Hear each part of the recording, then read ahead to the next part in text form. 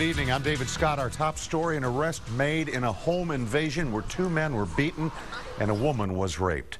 Officers say that this man, 20-year-old Richard Charles, is one of the 3 who broke into the home on Waterloo Trail last Sunday, wearing a ski mask and armed with a gun.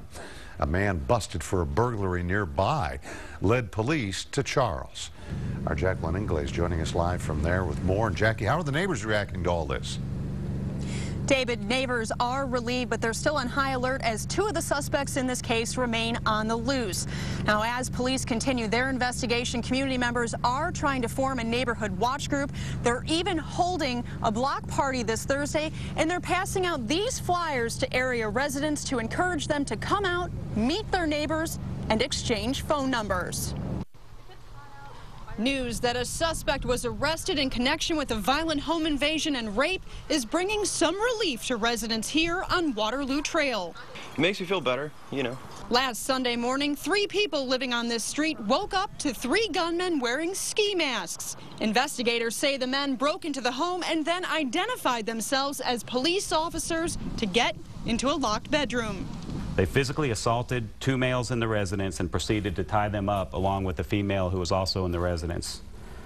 The female was separated from the males, and one of the suspects sexually assaulted the female in a separate room. Police say they now have one of the suspects in custody. This man, 20-year-old Richard Charles. And this man, Javier Frias, who police say they busted for a burglary nearby, led them to Charles. Frias told officers Charles bragged about and rape.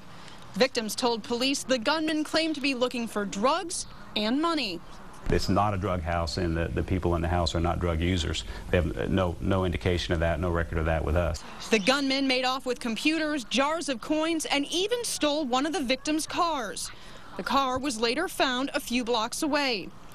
An arrest affidavit shows some of the stolen items were in Charles's house, along with a receipt that had at least one of the victims' names on it. Now, as the search continues for the other 2 suspects, residents here are organizing a neighborhood watch. When you have neighbors looking out for neighbors, it's always a good thing. And we're pretty tight on this cul-de-sac, actually. I know the people there. You know, I know most of the people kind of in the cul-de-sacs. Charges filed against Charles include aggravated robbery with a deadly weapon, burglary of a habitation, and burglary of a habitation with intent to commit a felony. He is being held on $200,000 bond. Now, as for Frias, it's unclear if he was involved in the home invasion, but he is behind bars facing the same charges as Charles.